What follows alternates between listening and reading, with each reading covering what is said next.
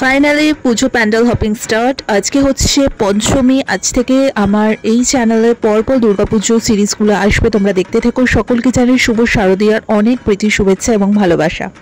প্রথমটাই কিন্তু শ্রীভূমির পুজো দিয়ে স্টার্ট হলো। আর আবার ফার্স্টেই বলে রাখছি যে এটা কিন্তু ভাই গিয়ে কভার করে নিয়ে এসছে, সেই ভিডিওটাই তোমাদের সাথে আমি শেয়ার করে দিচ্ছি, তোমরা দেখতে থাকো।